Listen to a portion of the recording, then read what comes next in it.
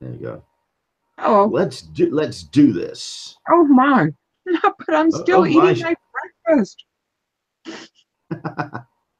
Hey, listen, I'm still digesting a very, very, very nice meal that I had at the Wheat Sheaf Pub and Restaurant in Cleckheaton.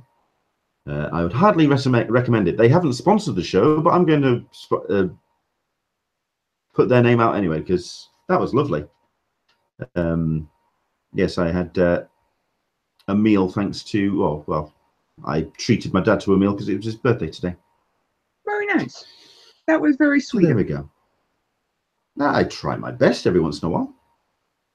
Hello there, everybody. Welcome along. If you want to spread the word on this one, because we are going to be doing our guide to Comic-Con, open online badge registration.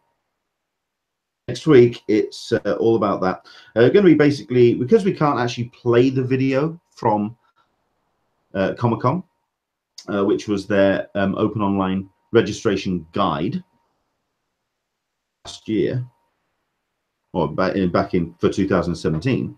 But what we can do is do some screenshots of it, and also talk you through the process, answer any questions that you have, and we can also talk about the slight change. In fact, I want to make sure before we go actually properly live, there is a slight change, isn't there? That it's not 4 people that you can buy badges for.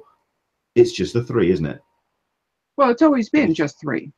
It's yourself and 2 other people. Mm-hmm. Because I always thought it was yourself and 3 others. Nope.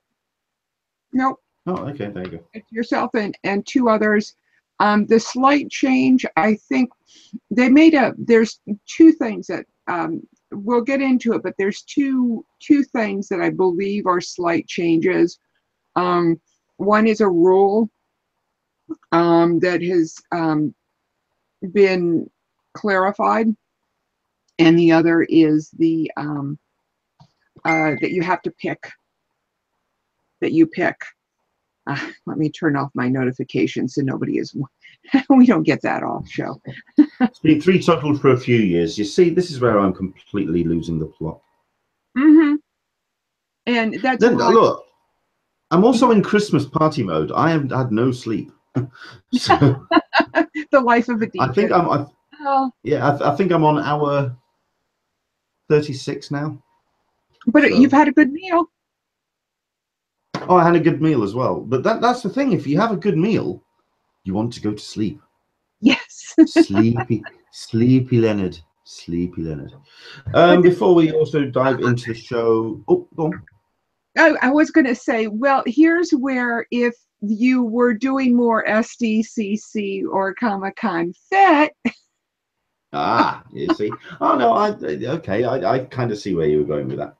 But okay. Yeah, I've been a slacker myself. I'm totally a slacker these days. I haven't been on my treadmill in like over a week. So I'm all slacking. This week I should be receiving a payout from Patreon because it's the beginning of the month. And I just want to say thank you very much indeed to everybody who's helped out in with a contribution. It like I say, it really does help because what it allows me to do is pay for the hosting. At some point, I will hopefully repay Alyssa for her investment on her little toy that she bought this week. No, that's my toy. You don't get that. Okay. That's my toy. I don't want it back. Okay. No, that's not. So did you see my first unboxing vid that I did? I did. Oh yes. That was fun doing it. I actually had a good time with that. You couldn't tell it by my voice. No, I enjoyed it, if anything, because you clearly didn't know what the machine was capable of, and you were learning as you went, and it was good. Yes, it was a true first guess or first impressions of this device. I do have it with me. Cool. I brought it here just since we're in the pre-show thing. I brought it up here and I have it close to me and I can put my phone in it. But it occurred to me, I don't know how to get it to talk to the device. Bluetooth. Yeah, It's a well, Bluetooth thingy. you know, like I said, I'm learning and I haven't read the instruction manual. I believe there's a shortened phrase for that, RTFM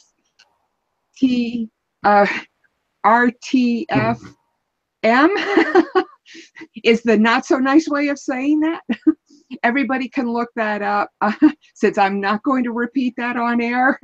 RTFM. Moving on. Fair enough. Moving on. Okie doke. Right, so we've got ourselves a fair few people in. Let's just see if I can turn this on. I don't know if this will work. Yes, I've got myself that on, but too, I'll turn it off and put the my Twitter on there as well so people can join in. We haven't got ourselves new graphics yet because we're kind of updating the show shortly. But we're working on it. We're working on it. Because yeah, it's holiday season and Leonard is a DJ and yeah. we're all a little on the busy side. Oh my word. Okay. So very quickly, welcome along to Talkin Comic-Con, a cup of tea with an Englishman in San Diego. Thank you very much indeed for joining us. We've got ourselves a live report, which we're going to dive straight into because he's waiting on us. And no doubt the crowds are wanting to speak to the guy because look at him. His data's also a little bit rough. Hey guys. But there we go. Yeah, We've got sound at least. No, sorry. How are you doing, Sean? Oh, hello. Yeah, I don't know if it'll work today. We'll see. I'm going to try. Okay. Because you're not a real superhero unless you put black eyeliner on. And you know, I was Batman yesterday, so I figured I'd just not wash it off. I mean, oh no, going down for breakfast this morning must have been fun. you know, I mean, I'm used to me funny, so you know. Excellent stuff. Well, I think we'll dive straight into the report then, because you are at Heroes and Villains FanFest. Well, but the question is, how's it gone? How's the weekend been for you? This is a... Oh, we've lost him, have we? Oh, It's really bad signal.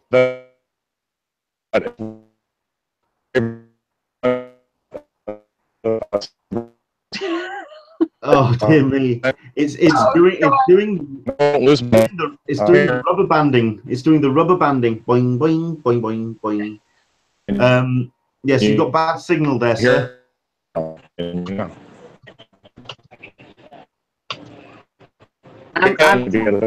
What is it about convention centers? What is it about convention centers? They're all made of lead. Music.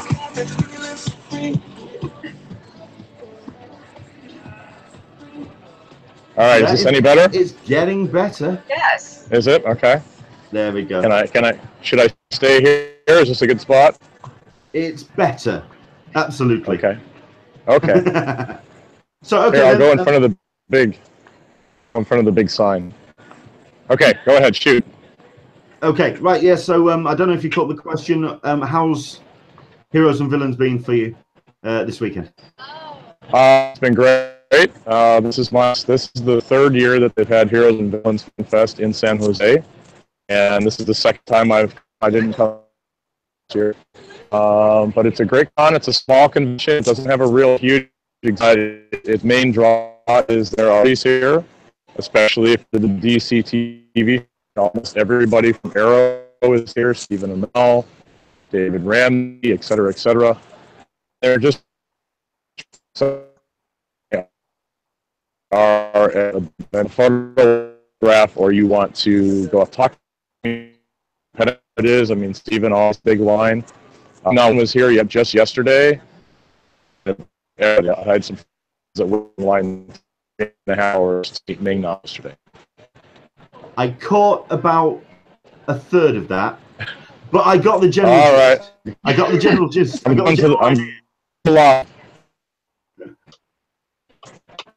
I don't think this worked out, Sean. I'm sorry. The signal.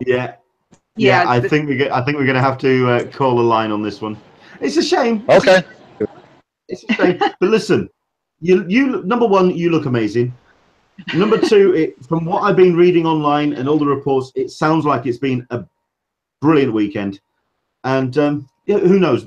We'll try again next time. Is that best thing we could say?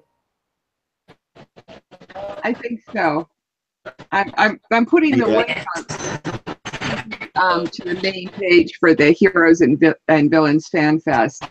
It looks like an interesting con, but definitely more in the line of a fan, you know, a fan fest, for lack of a better word, an expo, a wizard. I hesitate to say Wizard World because that, to my mind, has a little bit bad connotations, but that you know, that given what's going on with the Salt Lake City Comic-Con and San Diego Comic-Con, I think there really is getting to be a distinction between more of the celebrity-based shows and the more of the comic-focused conventions that are out there.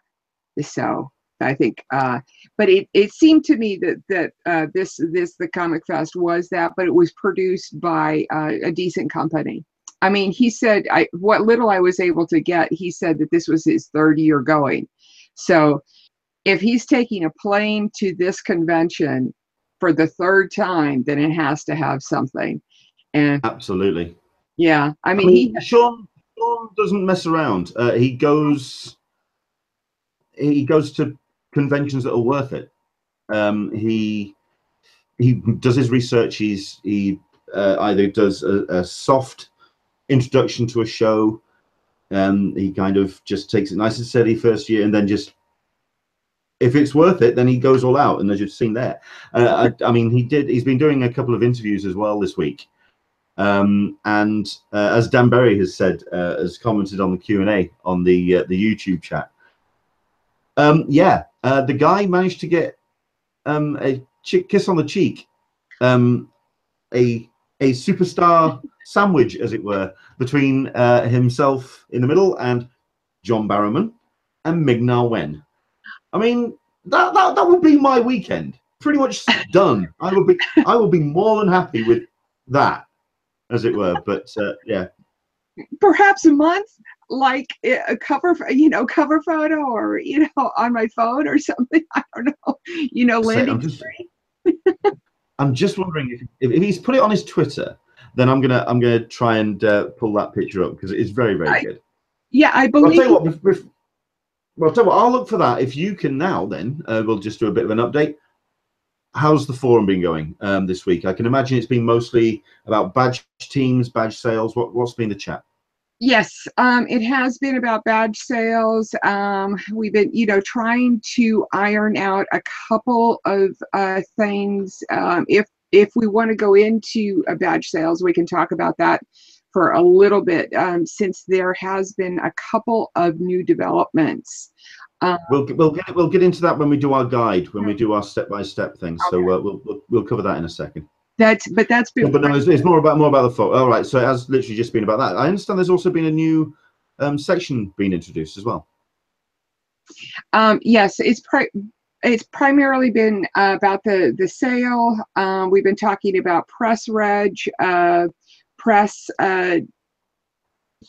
Some press is starting to hear back from San Diego Comic-Con. I think they are the people who have submitted first. And traditionally, San Diego tends to go by who submitted. So if you submitted early, you'll probably hear early. I don't know how long it took you to submit, Leonard. But I submitted about a week after. So fingers crossed this week, but we'll find out. We'll soon see. I mean, certainly. Okay. I can certainly see them, CCI, trying to put out as many acceptances as possible to mitigate and offset for Gen Reg, so press people won't be buying in case they don't get approved. Yeah. I mean, there was a cynic that spoke to me on a Twitter conversation earlier on this week, which basically turned around and said that, well, maybe that they would be interested in doing press people doing the open online, because at least then they can get that 10% sliver back from whoever has applied. I don't know if we've lost Alyssa, which would just sum up my weekend at this point, but Alyssa appears to have vanished now for a second. For some reason, I don't know why both my camera and my microphone got muted at the same time. Okay, this is what happens in live broadcasting and live shows. You know, this isn't no. This isn't what happens in live television. This is what happens in live television when I'm involved. I am the Midas touch. No, I have done enough live shows to know what happens. I Midas touch when it comes to comedy gold, when it comes to cock-ups on this hangout. Very quickly, let's just share this then. This is the picture which Sean has put up on his on Twitter. So there you go. That's John Barrowman, and that's Ming-Na Wen. He's looking like he's trying to stay composed, but that looks like that picture has been taken like before he just lost his mind. So that's particularly cool. That you can catch on his Twitter. Do check it out. It's COF Photo. So Charlie, October, Ferrari. I don't know. Photo. I forgot the word.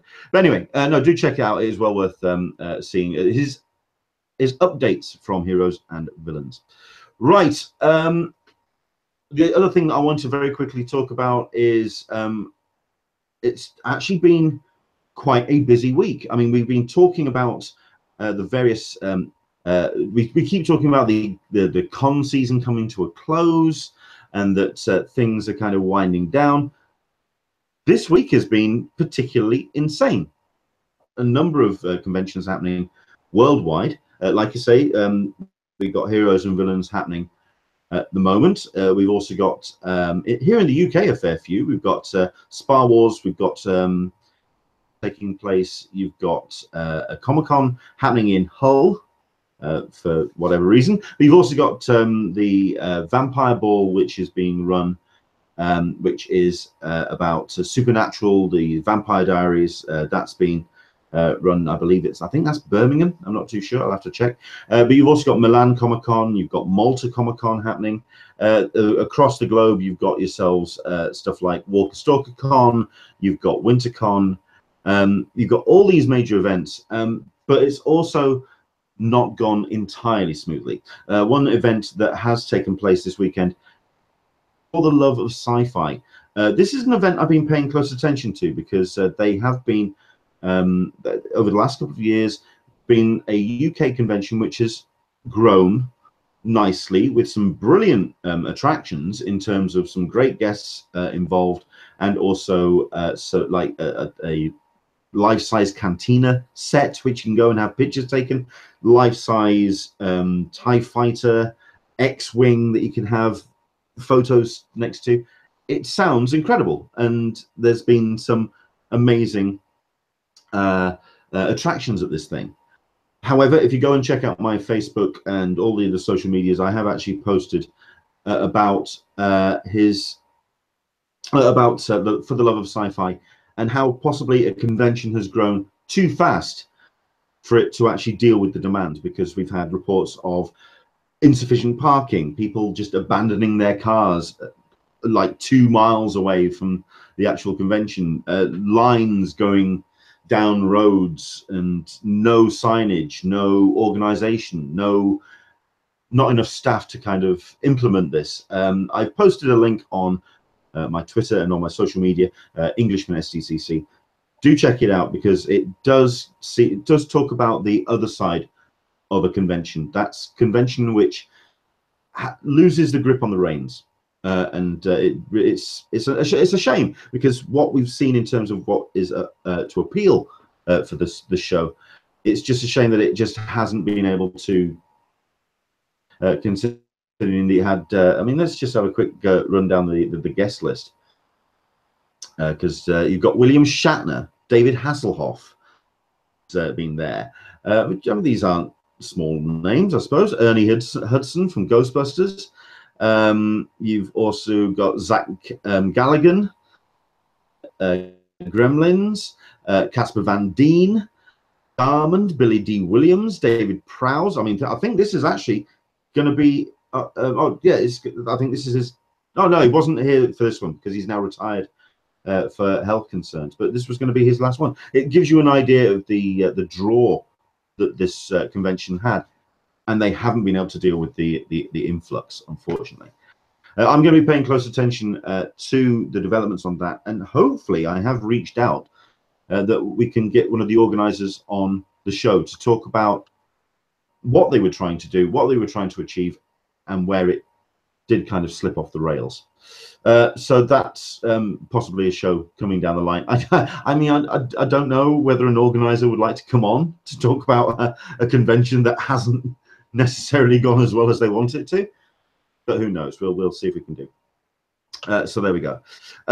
What else have we got? I think that's pretty much me before we get into the guide thing. Is there anything that you have on your plate? I mean, do you want to talk about this toy that you've picked up this week? Actually, what I'd like to, a couple of, if you don't mind, I've noted a couple of things on this script that I'd like to touch base on.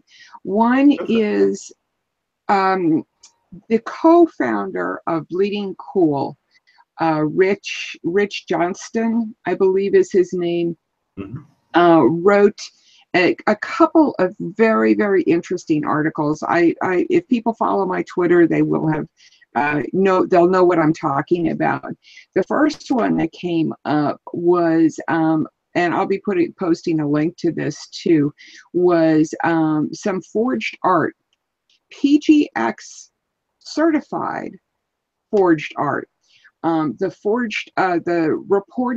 people who were forged were Jim Lee, Rob Liefeld, and J. Scott Campbell. I believe Todd McFarlane were all victims of this forged art. And if you look at the art in the article, and let me try and get this link up there for you guys.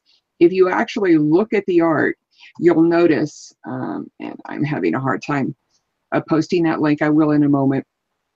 You can clearly see that it is in no way similar to, is the forged pieces, do they look like a real Jim Lee? It's if you're familiar with Jim Lee's work, you'd look at this and go, that's not right, you know, or Liefeld, you know, the face is too short, it's not shaded. I mean, Jim Lee is a master of lines and, you know, shading with lines, and the forgeries were not that way.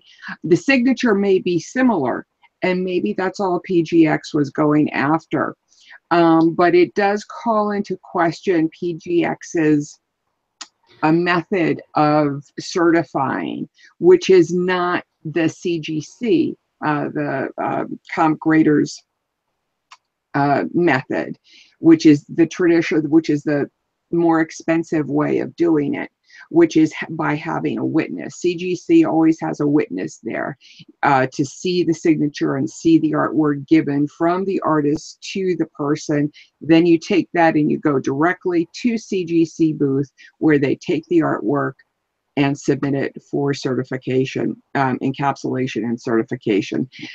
I am gathering that PGX does not do that. And no, well, I mean, CGC also do a similar thing as well, where they appreciate that not everyone can have an accredited grader there. It is a case of looking at the artwork assessing it against the dates that they have been informed, looking at the signature, and doing what they can. I mean, I do know that the verification process for CGC is very strong.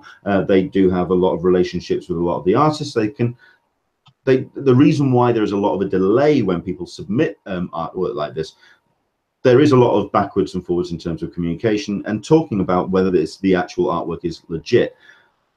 Where it's looked here with PGX, it is a case of they have just looked at the signature, looked at a signature and gone, yeah, it'll do. That's not good. It's not good. PGX actually, if you actually follow them on Instagram, which is where Rich actually talks about the way that they've been able to contact them, or originally tried contacting them, because they tried contacting them on social media, on Twitter and on Facebook, and were instantly blocked by all accounts.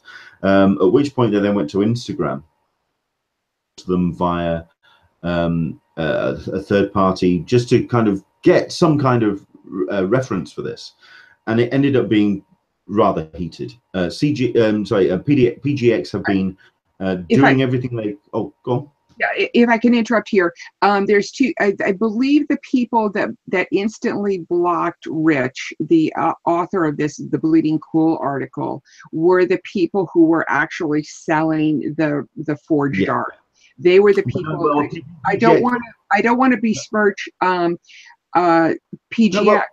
Well, that's the thing. That's the thing. PGX also went on a bit of a blocking rampage, and also got incredibly defensive as well. On their Instagram, they were saying that this is decrying their efforts, that they have been running as a legitimate company for a number of years, that this is a company that they feel that they are proud of, and that they felt that they were being slandered. No, they got also incredibly heated on their Instagram. I did not see that, but I will say that if even to an untrained eye, now granted, I am, a collector, but I am still an amateur. They are professionals, and even to my untrained amateur eyes, it is blatantly obvious. The Liefeld, the Deadpool, it's night and day. It's an amateur reproduction. It's not even a good forgery of Deadpool or any of the Jim Lee stuff. I mean, I think the one that kind of got me, which was actually a featured piece of art on the post, was the Jim Lee with Batman checking a Bat mobile phone. It was a tongue-in-cheek picture with Batman checking his phone, and the reproduction is a very poor, like you say, a very poor reproduction of that. Jim is also known for his whiting out, using whiteout to do highlights. There was none of that. It was almost just kind of a very rushed together thing. But not only that, but that piece was actually put together as part of his 50-piece giveaway in 2014. I was in the room when that was being drawn. It was done at the panel, the spotlight panel, the how to draw up in room 2 at San Diego Comic-Con. I've seen that thing live.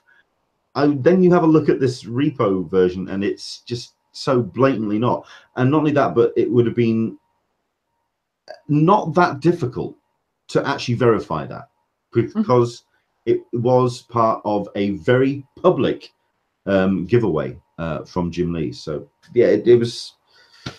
Yeah, it's bad news, is that?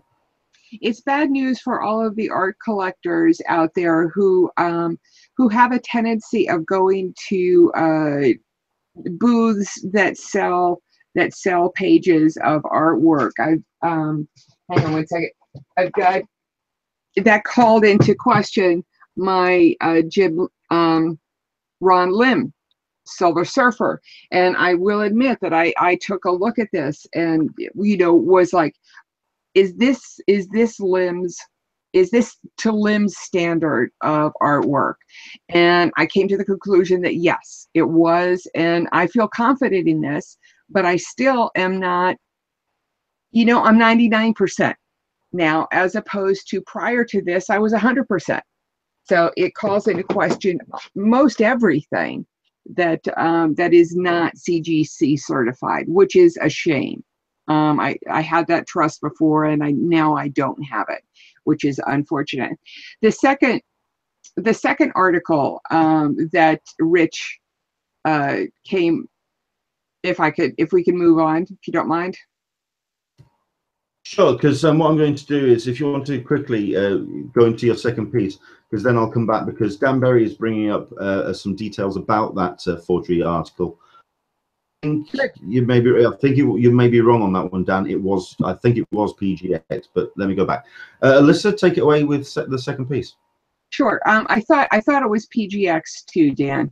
But the second thing, that article that Rich wrote, which was almost like back to back, we even teased him a little bit about having real con news there, was he reported on the first day of the opening arguments for the Salt Lake City Comic-Con versus CCI, the opening arguments in their lawsuit.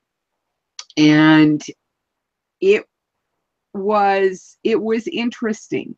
It was very interesting. I have to say, reading through that, you really kind of get a sense of where San Diego is coming from versus where Salt Lake City is coming from. And if I can, since we've gone over this quite a bit before, and people, understand the pros and cons of each side, it seemed like CCI laid it out pretty clearly. And Salt Lake City came off, at least in Rich's article, as being sort of excellent, trying to get trying to glom on to CCI's fame, and to promote there were a couple of lines in the opening argument of and why CCI feel they've got a claim specifically against us. We're too small fry to make any kind of impact on them. In case, then you would not have had a car branded in Salt Lake Comic-Con driving around San Diego during Comic-Con. Have done that if you felt that you were just some kind of nomad. To be honest, I felt I actually had flaws with opening arguments. That Salt just came off petulant, and I felt CCI's came across as self-aggrandizing and, in terms of their argument, and you kind of see you read both arguments, and you almost get the judge's statement that this is just too small a matter to a legal dispute. But you could understand both companies are coming from, but the opening arguments did not help anybody's case at all. I thought they helped CCI's case. I thought they seriously helped CCI's case. So you are breaking up. At least that's what I'm hearing, Leonard. I hope I'm not breaking up. So. At this point, I think I'm trying to load a couple of Bleeding Cool pages, and has a delightful habit of, yeah, I mean, Bleeding Cool like their adverts. Anyway, moving on. Yes, they do. Well, they've got a large staff too. I mean, I actually had to scroll through their stuff to find an article.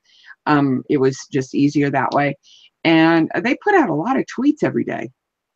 Yes, they do. Yeah, I mean, it's the biggest comics pop culture site out there, so you can't begrudge them for that. Mm-hmm. Okay, yeah, these were the opening arguments. I believe this took place on Wednesday, with the actual court case due to start this week. So we'll be paying close attention to that as it develops, and of course we'll make comment of it next week. Okay, anything else that you want to quickly cover before we dive into badge registration? No, I think that's pretty much it for me. You know, it's Open Reg next week. We're gonna speaking of that, we're gonna be talking about how Open Reg went on the show next week. So if you have any anecdotal ideas and or evidence, you know, or screenshots or the like, send them on to Leonard and or keep track of them and let us know during next week's show, and we'll try and get them up. Yeah, I'm going to. No, I was going to say I'm going to try and keep an eye on what's going on with the badge sale. I can't because I am working as a DJ, which means as the badge sale is happening, I will be setting up for the party that I'll be DJing at next week, which means someone else may have to look at my Twitter feed, or someone may have to just kind of man it for me. I don't know if anyone wants to put their hand up for that. Basically, just to retweet the various updates which are going to be coming. Don't forget, I'll see if I can find the link for it. There is actually a competition which CCI are running for their yellow bar update status. They did this last year as well, or for the last badge sale that took place back in, when was it, February? Anyway, what that will involve is if you want to put in a pop culture relevant update, they did actually give the a prize out to the one that they chose to put into the yellow bar status, which involved a four-day badge with previews. So if you are up for it and you want to get yourself a free badge, go at that. I'll try and dig out that link at some point. Just a reminder on that a friend of mine won it last year, and he was not eligible for pre-reg because of it. So you will not get pre-reg. We're all working for him and his family for pre-reg, for Gen Reg, obviously, next week. So. Okay, right. So here we go with the, we'll just go through the screen share that we've got here. This is then the open online badge registration process for 2017. Now these are screen captures from the sorry, for 2018. These are screen captures from 2017. Alyssa has muted her mic, which I'm certain will mean that she thinks I know exactly what I'm talking about. I don't.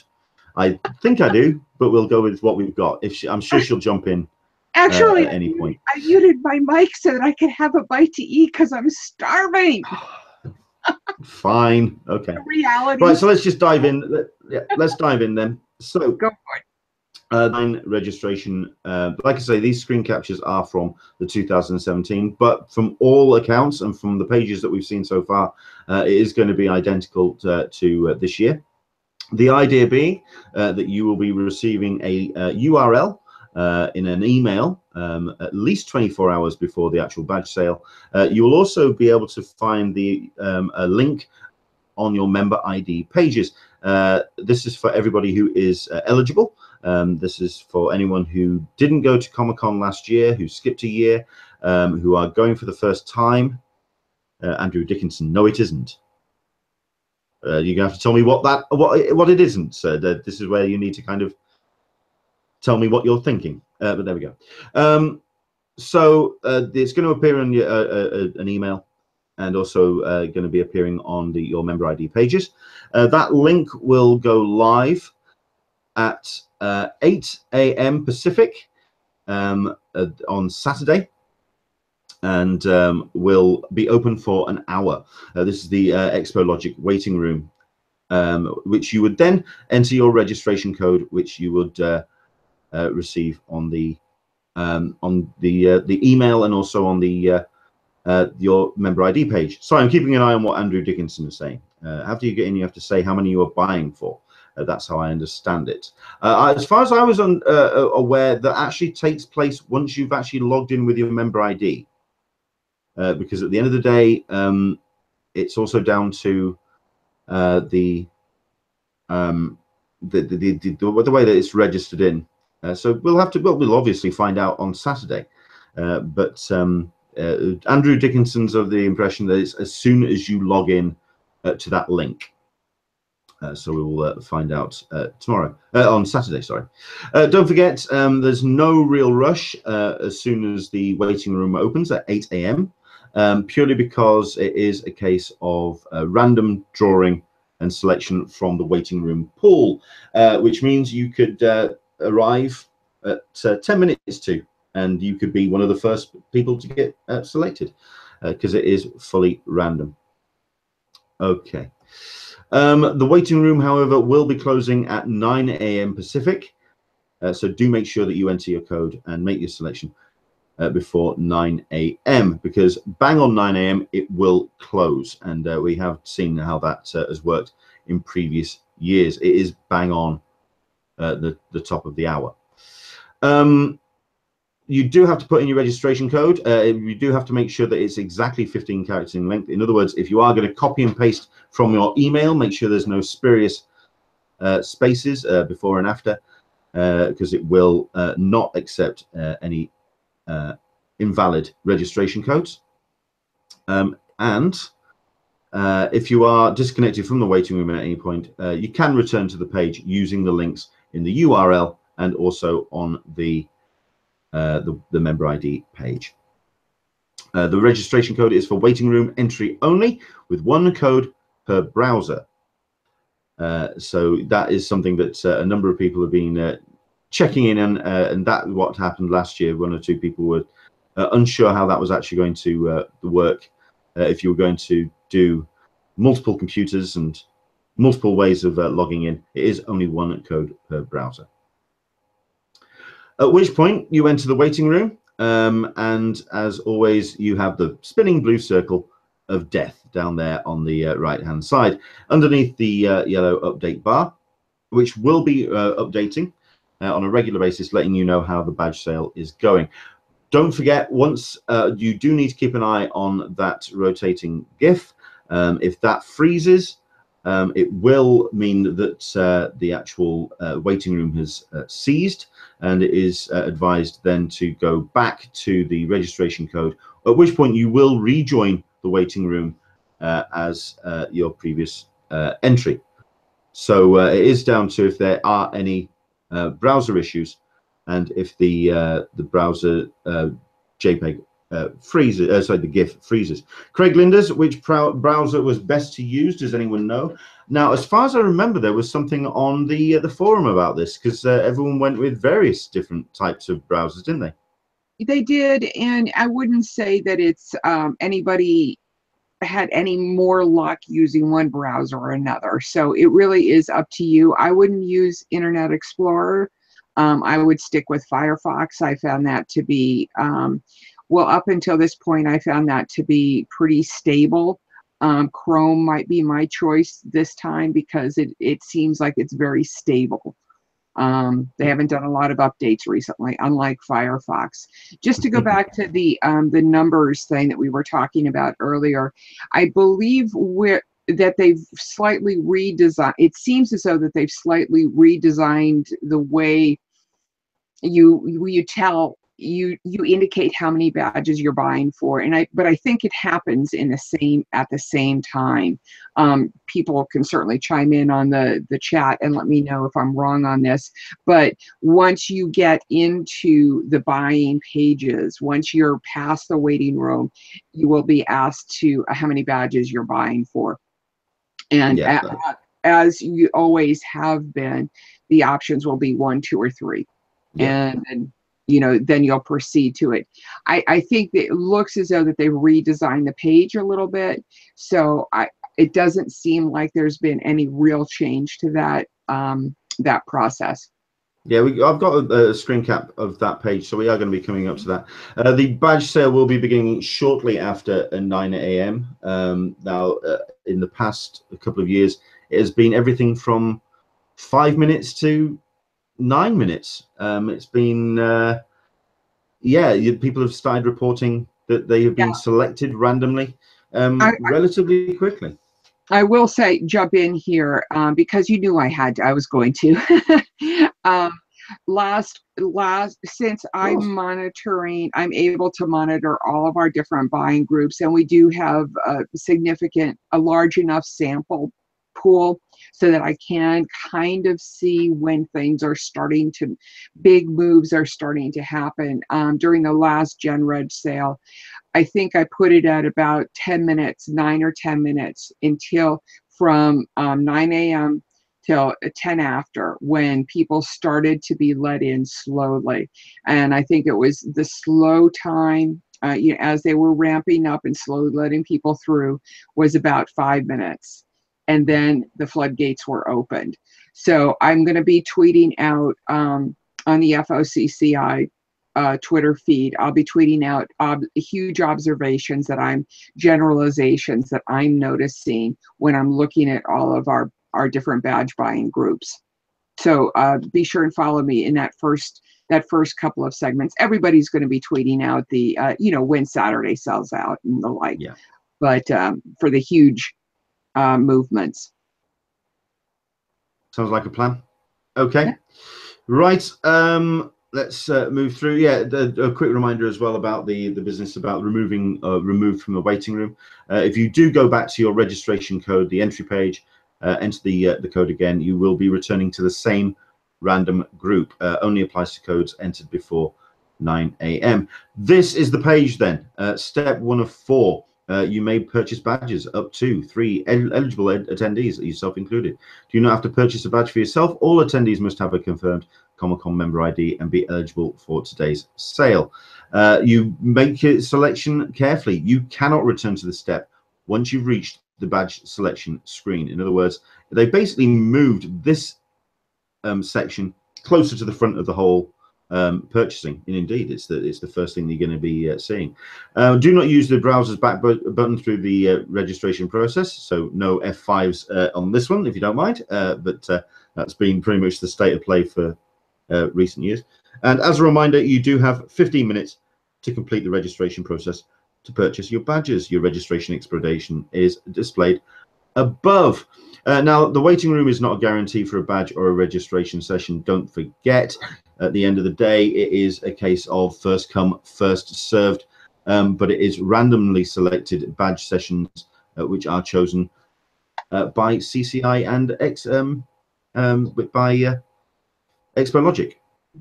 Right, so into the waiting room you go, and once you've chosen your number of badges, you then enter your member ID and your last name.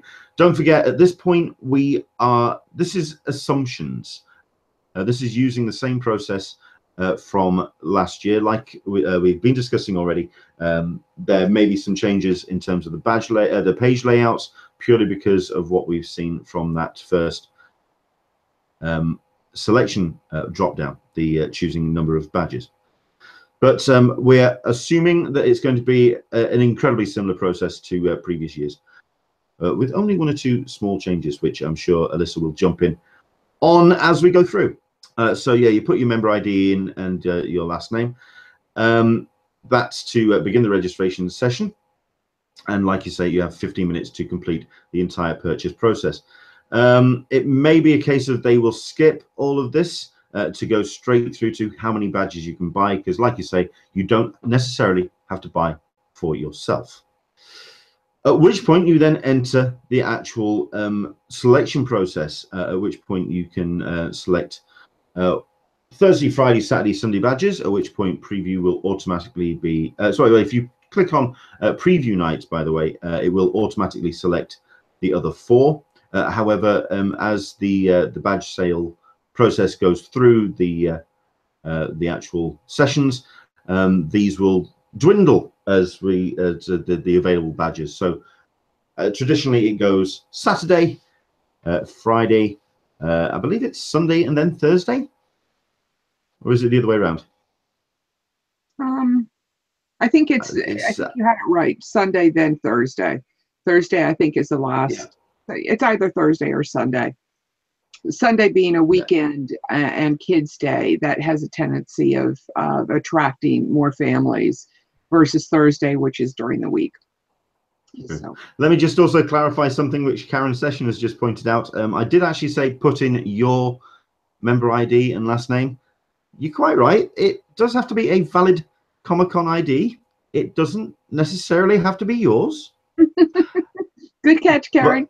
Good catch, but I'm working on the process that you are buying for yourself, and you know, yeah, I totally get what you're saying. But there we go. I'm feeling up from Michael P's comment that he has a wife and daughter. So. Indeed. So there we go. We don't know about. Indeed. So we're guessing then at this point then, as we see here, the first name on the attendees list, that will actually be similar to the 2 and 3. It's going to be empty fields. So you are going to have to put in a CCI member ID and a last name. So if the first step is not going to be you putting in a member ID, then it may be all open for entering of fields. At which point you then put in the member ID and last name. You then hit validate purely to find out if it is a legitimate member ID that is going to be available to buy a badge. It will let you know if that is the case, that your either the member ID and the last name do not match records or ineligible for the sale. Those validation criteria are ineligible for open registration, name that doesn't match our records, or already purchasing badges during the sale, or already purchased badges during the sale. So that has happened, and it's happened to me. So yeah, it's a case of cross wires. Do make sure that your communication is nice and solid between your badge teams. We then, once you've selected all your badges, don't forget you don't necessarily have to buy them all. You can select as you go, but once you've made your selection, you then go to proceed to checkout. The preview night does require purchase of Thursday, Friday, Saturday, and Sunday badges. If any one of those 4 days are unavailable, preview night will be blanked out. If your discount is displayed, now this is regarding military and also child registration as well. If it's not displayed on screen, it does tell you to purchase a badge and then contact CCI after the sale. They are pretty quick on this one. I seem to remember certainly from last year, they got round to the military registrations really fast. Like that day, they were just like, no, we want to make sure that you're taken care of. So yeah, that's something that does get sorted out very, very fast. At which point you are entered into a confirmation prompt. Any badges not selected will be returned to inventory and will not be made available to you again. Are you certain you want to proceed to checkout? So you will not be able to return to the badge selection page. You won't be able to return to this. Once you've hit proceed to checkout and received that prompt and hit yes, you won't be able to go back. As it says there, don't use the back button. It's just not going to help. At which point you then go into your buying details, including mailing and also billing information. And it also gives you a full grand total of how much all of the badges are going to come to. I think that's pretty much as standard. Once again, as always with credit card details, if there are any slight issues, putting in a wrong number, or if there's a wrong expiration date, they will contact you and they will ask for correct billing information. They do give you a chance to kind of make sure that everything's in order and that there's money in your account, and you know, they kind of they keep in contact with you. The one thing I would like to add about this particular page is that I know, and I'm not sure in Chrome, and that seems where a few people are going to be going, the browser that a few people will be using. I know that there's an autofill capabilities where you can go in and actually set up an autofill and it'll automatically populate all of these fields. Personally, I find it really useful because the last thing I want to be doing is worrying about the format in which I'm putting my phone number in. You know, do I need the hyphens, or can I put in a dots, or do I have to even bother with it? Can I just type my whole phone number in? So autofill, I find in these types of situations, it's worth the 10 minutes to figure it out and make sure it's set up properly beforehand and to be worth it. You may want to go into your browser's extensions and try and set that up. Just you don't have to worry about it because. Whereas I'm the person, I'm the one that turns around and goes, "You've got 15 minutes. Just take a breath, slow down." Yeah, and I would just not have to. I would like to not have to worry about figuring it out. Fair enough. You know. Okay. So, moving on. As always, and as far as we're aware, this is not changing. It's credit and debit cards accepted, which is Visa, MasterCard, and American Express. No PayPal again this year, by all accounts. And one or two people have been asking Expo Logic, and that it apparently is not changing. Okay, at which point you then hit your continue button on the bottom right, at which point it then goes into your confirmation. Processing the actual badge selections. You can actually remove badges at this point if you have heard from your badge team that someone wants to come out of a certain day, or if they have felt that they don't have enough money to pay you, or they just don't want to go to a certain day, which is that's entirely their choice. As always, you can then just go in and remove a badge. If you remove any of the individual days, it automatically deselects the Wednesday preview night. Don't forget as well that if you do if you make a removal from your selection, any badges not selected will be returned to inventory, and you won't be returning to this page. So this is your kind of last chance saloon, really, to make sure. It's your last chance saloon to make sure that all the badges are right for the people that you're buying for. And again, like I say, if you've selected preview night but choose to remove any of the single day badges, you lose your preview night badge, and it goes back into the fold.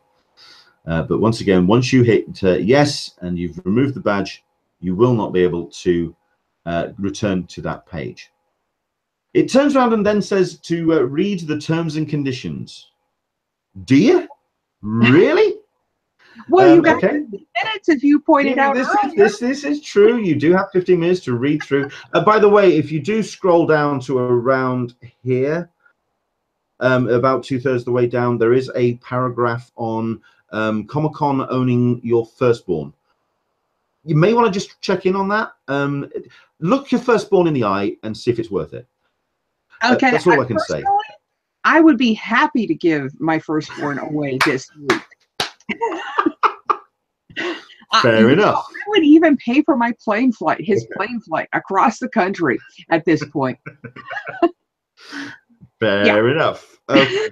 So yes. all the details there. As always, you can scroll through quickly and just check your terms and conditions. Nothing.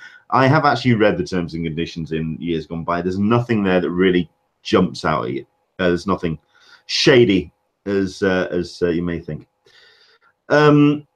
At which point you get to what I feel is the most awkward bit of the whole process. I mean, admittedly, it forces you to slow down and stop and make sure that you're not just kind of hitting the process order button. You have to type in agree in the little box down here, which not yes. Okay. Not yes. Which we all can not yes, easily, but agree. Yes. Agree. In capitals. So yeah, it's a weird one, that, but there we go. And then of course you hit the process order, and there you go, your order has been submitted. The acknowledgement email will be sent to the buyer's email address, and please allow a minimum of 72 hours for the confirmation email to arrive. Although last year, like we say, they were rather sharpish, and confirmation emails were showing up the next day. It was very rapid. This gives you a full rundown then of your badge selection, and this, of course, the order reference number, which is always handy to have. As advised by the unofficial blog, and advised by Alyssa, and advised by myself, Screen cap is your friend. If you do have any issues, if you have any frozen screens, if you have fields that don't show up, if there's issues with any of the pages, hit the screen grab. Learn how to do it on your keyboard. Just save it to a paint file or something. Save it as a JPEG and just have that to hand. It's always handy to have the screen grab it to available. So there you go. This session is complete. It will remind you again as an email that will come through, including your order reference number. And there's the full setup. It's a relatively simple process. I personally think it's not something that is too scary. I don't know if Alyssa agrees with that, but I personally think that they've really got it down to a working fine art now. And I know that they were talking about making some changes to the process, actually doing it on site or doing it in the member ID pages, such as they do for WonderCon. But at the end of the day, if it ain't broke, I don't see a need for them to change it. What they may have done is they're still using Expo Logic for it, but what they may be doing is on the back end, processing the data a little bit differently in preparation for the hotel sales, for the requirement of being a member to have be a registered badge buying person. So that's my current working theory that I'm going on with regards to this. So we're not going to see any major changes happening, but it's where it gets located in the databases, and if it cross populates and they're able to move it over into different databases for the hotel sales, because effectively what you have to do is get Expo Logic information to talk with OnPeak. Can be tricky, getting two large organizations with their own specific databases to talk to each other. So that's my guess as to what, and why they needed this extra year to get that going. So we've been talking very quickly about the cheaper the badges, and yes, the kids do get in cheaper. Betsy Woodson is saying that seniors getting cheaper too. How would she know? What is she, 35, 40? I think she's fine. So we're all 35. Didn't you know that? Yes, of course. Right, don't forget as well, this will only be valid for anybody who has a member ID that was created and confirmed prior to November the 27th. So that was I believe it was Monday. It was last Monday at 9:30 a.m. Pacific time. That's when they closed the gates. If you have not, if you are watching this and you are new to the whole process, if you didn't create a member ID by that point, I actually think there's going to be more of those people than we can imagine, because I can imagine a lot of people were actually going to be thinking that the badge sale was going to be happening next year. People who weren't, it was maybe their first time, they're not familiar with the process, or they didn't sign in for emails or something. I can imagine there's going to be a lot of people that think that the badge sale is happening later down the line. The fact that it's happening this soon. They could also be offset by the people who have found cousins that they've never heard of before and created member IDs for them.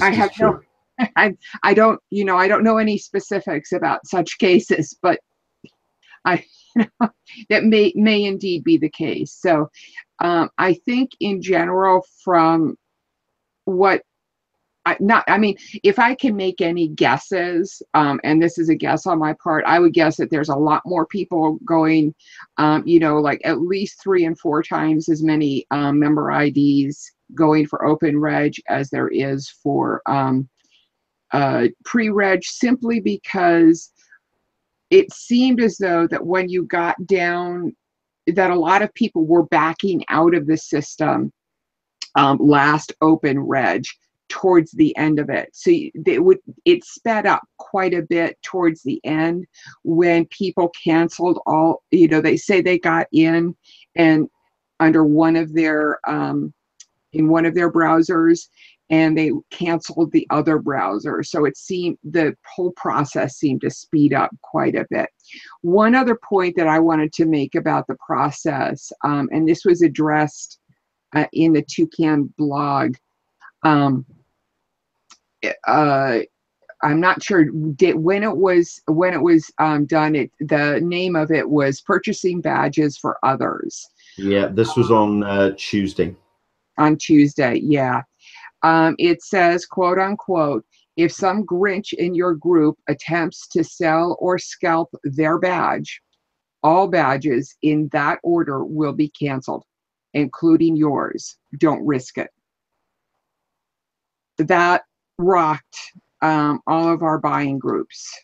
That kind of set us all back a little bit. Not so much, to be honest, and I really think that CCI wasn't gearing that towards established buying groups like yours, Leonard, with the Englishman, or any of the established groups. Say the group of 8 or 9 friends, yeah, who are getting together and all go to con. I think it has to do with, or the groups on the forum, which have been established for a long period of time. Our groups, we were only able to accept a very few people because all of our groups were full. And they've been around for a couple of seasons. This goes to the finding people on Twitter. Hey, do you want to get yeah, want to do our own little group, and you get 5 or 6 people together who you don't know. And I really think that CCI is talking to those groups in particular and saying, you don't know these people, guys, and you could get to con and have your badge canceled. So what we're recommending is that you have everybody who's in your group's phone number. So say you get to con, you can call up these other 2 people and at least have that small amount of security. I mean, if somebody's going to do bad things, they're going to do bad things, but at least you have their phone number. This is true. I don't know. Yeah. I'm wondering if we're going to be getting any more updates like this over the course of this week. I mean, like I say, we've kind of made some assumptions based on the post that they put up on Tuesday. Purchasing badges others, which is the subpage for Toucan blog. I'm curious whether we're going to be getting any more fine changes to the process down the line. I don't see why they should. Well, it depends on whether or not they find something that they want to secure, that they want to help people. Well, not only that, but like you say, the tying into the hotels, maybe something that they're wanting to work on, because the hotels have always been a point for Comic-Con and also for the city of San Diego. That agreement between the city and it's never been about the amount of people coming into town. It's never about the usage of the convention center. It's not about the usage of the function areas, the off sites. It's always been about the hotels. That's always been the sticking point. I can certainly see some interesting I can certainly see them taking a very interesting look at Hall H wristbands. That I think is going to be one of the, the bigger things that comes out of this year's con, is how they shift focus, shift from how they've been doing the Hall H wristbands into the next phase of this. What method they choose, I think that's going to be huge. I have no idea what it is or when we'll hear anything, but that one, I'm kind of glad I'm trying not to do Hall H again this year. Well, I've been saying this for a while, and every single time I do, Caroline looks at me as if to say, You say that now. Purely because at the end of the day, this is year 10 of the MCU. We've got Captain Marvel on the horizon. We've got the various other to be to be honest, you know what? I think I'm going to be skipping it as well. I want to see more stuff. Yeah. I want to see more stuff. Graham Small, Hall H wristbands have to change. Yes. Oh yes. Oh, very yes. Oh, very. Andrew very. Dickinson, open a campsite. They've got Petco Park. Come on. That's just okay. Karen Session, open another door. I don't know. That's not a bad idea. Damien Wilkinson, the way New York Comic-Con did hall badges with RFID was a great idea. Mm-hmm. That's something that we discussed last year as a possible option, but something has to change. You're absolutely right. That's down the I mean, as I said before, our group last year had wristbands for our group. So you had to come, do your shift, and then you would get your wristband for our group. So we could always identify who was in our group by the fact that we had a little cheesy wristband. So I mean, the other thing that Caroline reminds me as well, I mean, I turned around and said that at the end of the day, I camped out 2 nights to get into Hall H on Saturday. And then Caroline reminded us that was probably 2 of the best nights sleep we'd had that week. Yes. It was great. I just saw, I was gone. It was fantastic. So was I. Best night's sleep. There's someone tapping me on the shoulder and going, "Oh, Andy Serkis is coming down the line." And I'm going, "Yeah, been there." I was out. I was gone. Andrew Dickinson, when I say campsite, as in a campsite instead of hotels. Ah, okay. That's novel take on it. Yeah. Well, it's an idea. Hey, listen, let's throw every idea into the mix on this one. Right, so that's the badge sale. As always, I believe the unofficial blog will be doing their live show, which will take place, I believe, half an hour before the waiting room closes. And they'll be keeping an eye on things like frozen pages, reports of incidences. So if you are up for watching, do keep an eye on the unofficial blog and their coverage, by all means. And, of course, you can keep an eye on Friends of is it, I always get this wrong. Is it Friends? No, it's Friends of CCI on Twitter.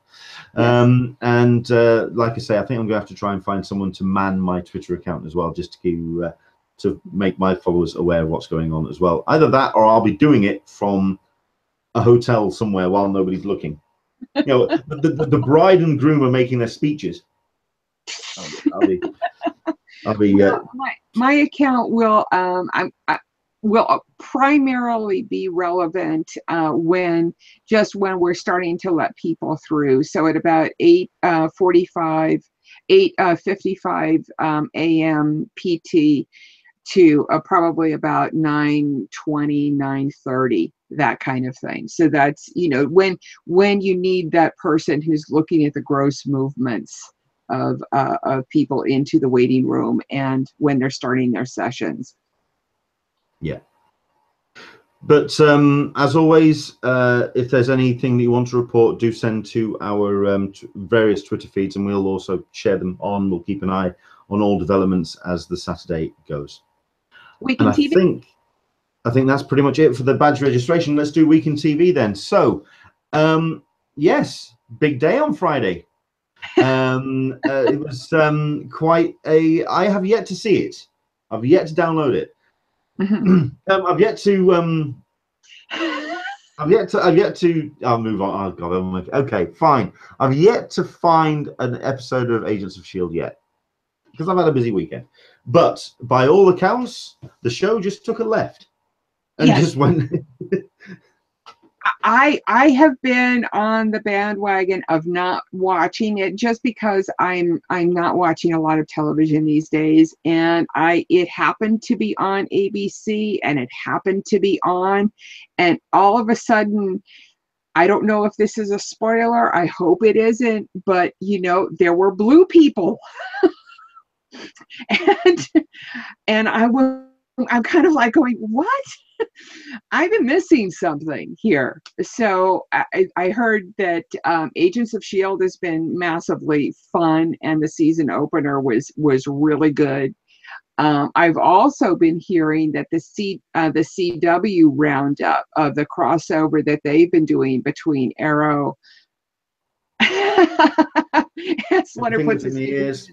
I haven't watched them, so I can't spoiler them. But I've also heard that if you do have that series DVR, that it was absolutely amazing. I've been told that it's good as a binge. Just what all 4 episodes just in one go. I've been told is a really good way of watching it. Well, I haven't been caught up on any of them. Honestly, it doesn't, the CW shows seem as though that I could jump in and just binge all 4 of them. And I think I'm going to do that at some point. I have finally started binging the Hulu show, Handmaid's Tale. And oh my God, I'm insufferable to live with at this point. Very, very feminist. But I'm halfway through the series and will heartily recommend it. It is as good as everybody has said. If you get a chance to go back and watch that, I'm going to make my mother watch it too.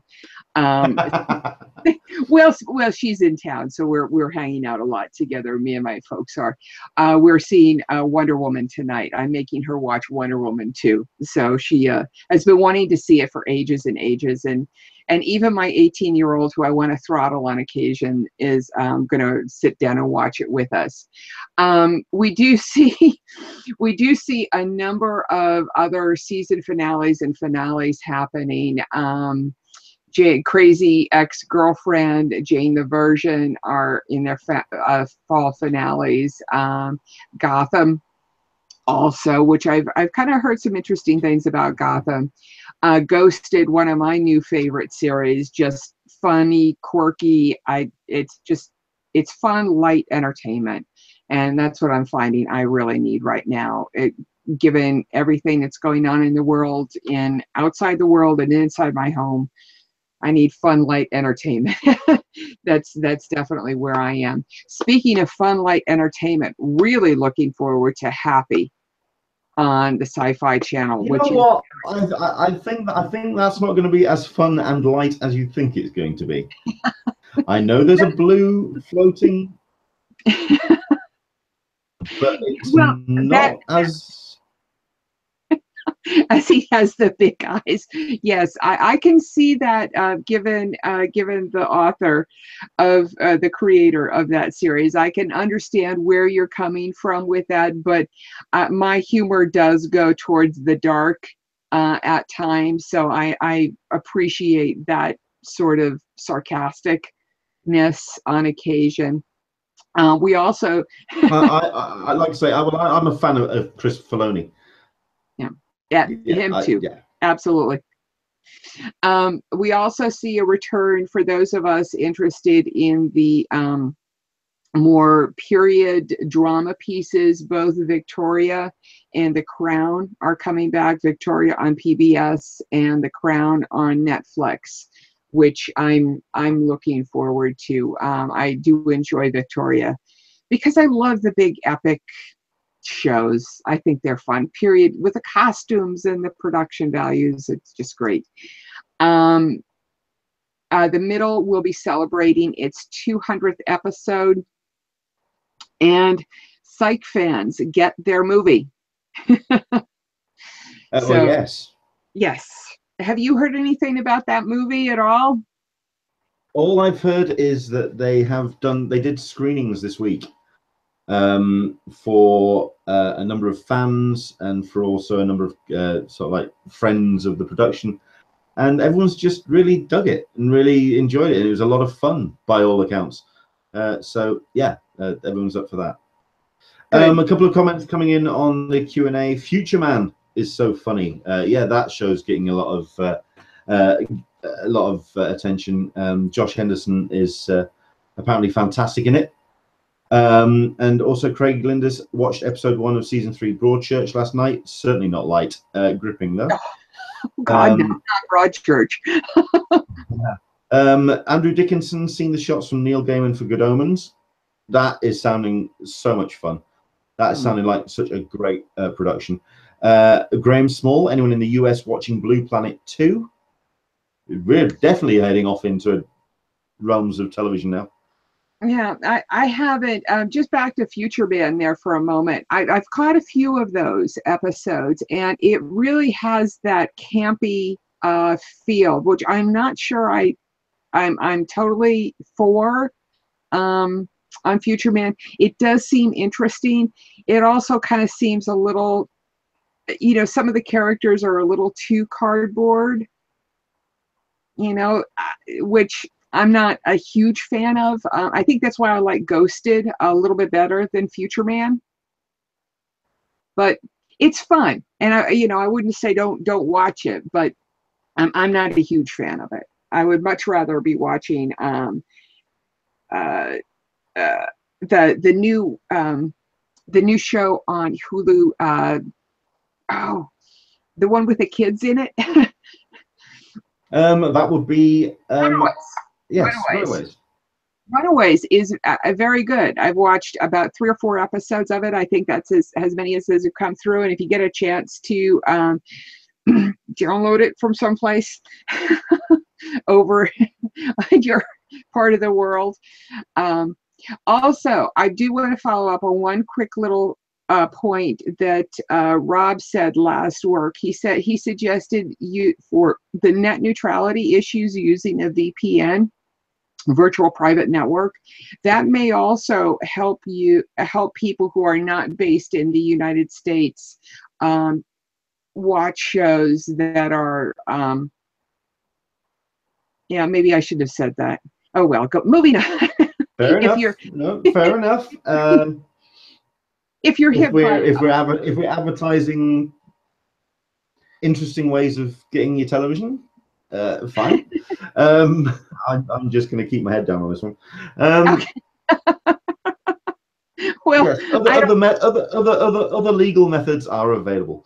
So there we go. And another thing that has been appearing on screens this week, which everyone's been kind of excited about, the most exciting thing on televisions this week, the Avengers Infinity War trailer. Yes, there's that. Yes, that dropped and took over. I mean, between Infinity War and Last Jedi, it's like DC had their week of Justice League, and then Disney took over and said, bye, everyone's going to be talking about us now. They know what they're doing. They absolutely own it. But there we go. And I think that's pretty much us. The only thing that I'm going to be paying attention to this week is you go on then. You've got your finger up. Go on. Okay.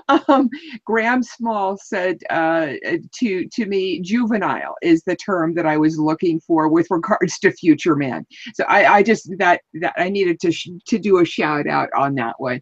But bloody funny was his. I didn't do the accent right. Sorry. Angela Copley was agreeing with me about Runaways. Michael P said dark, and I'm not sure what he means by that. No, this is a TV series that that I believe came out this week. It's either this week or it's coming out this week. This is. I think this is Netflix.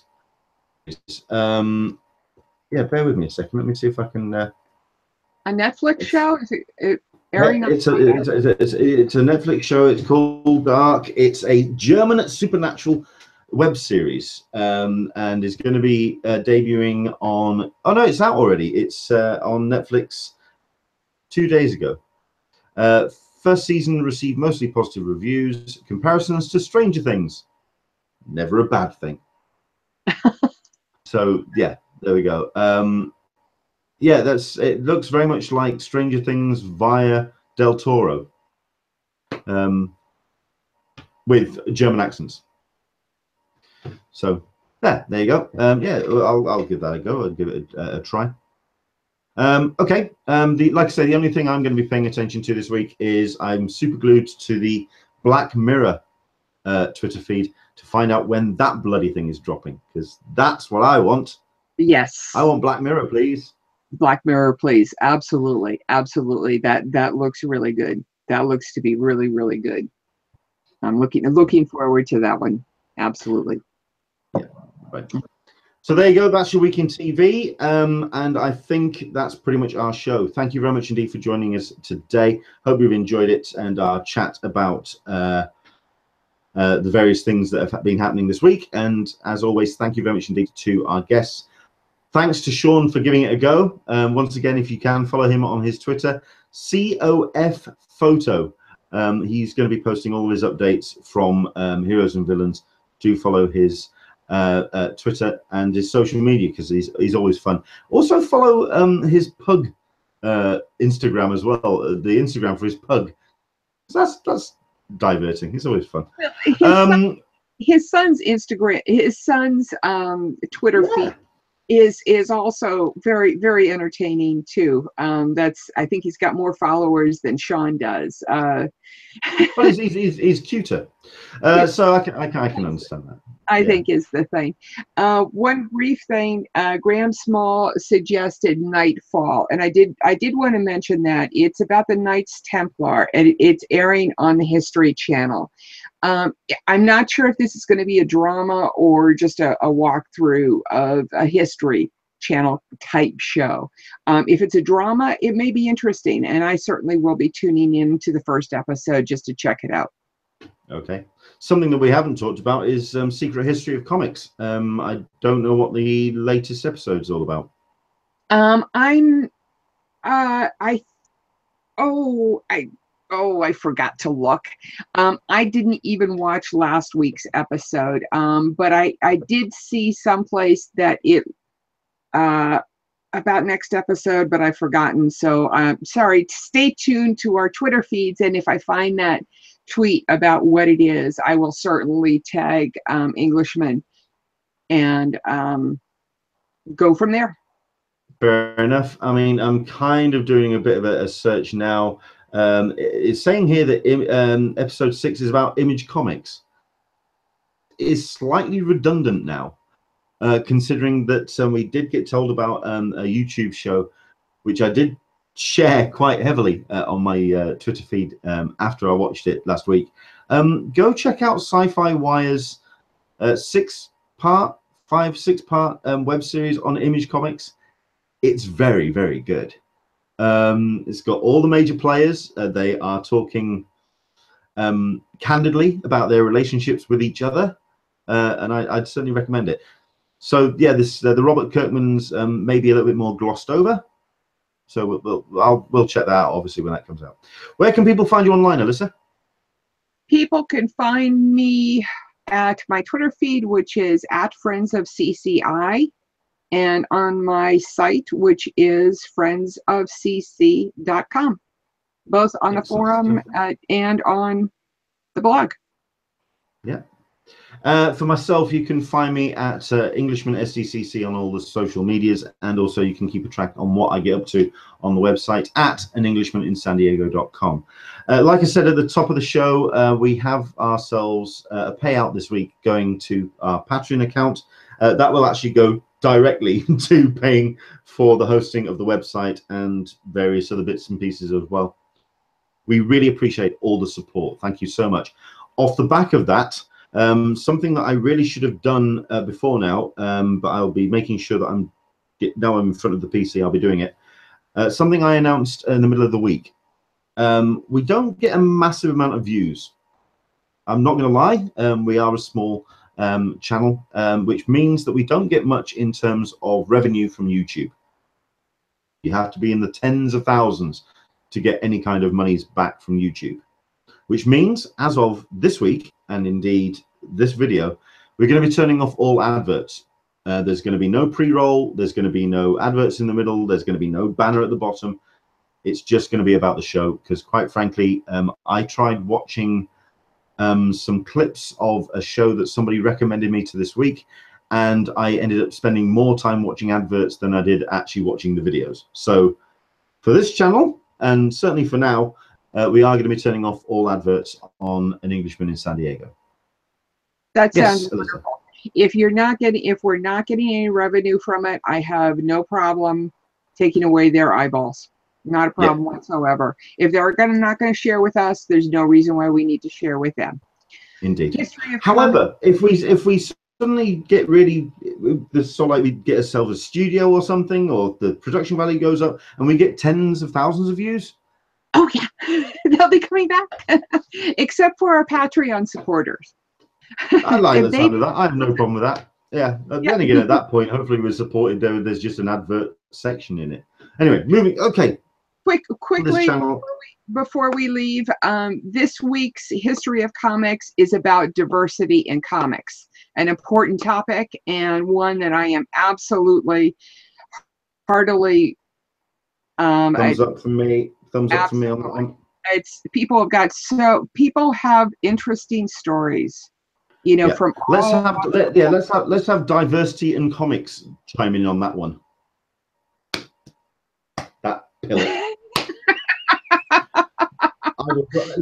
I don't care if it gets back to him or not. Him, there's a couple of Twitter feeds, but diversity in comics, yes, slap him about a bit. Anyway, right, moving on. Watching, do take care, enjoy the rest of your weekend, and from us to you, we'll see you next Sunday. Have yourself a successful badge sale. Yes, successful badge sale. You get your badge. Okay, take care, and we'll see you soon. Bye bye.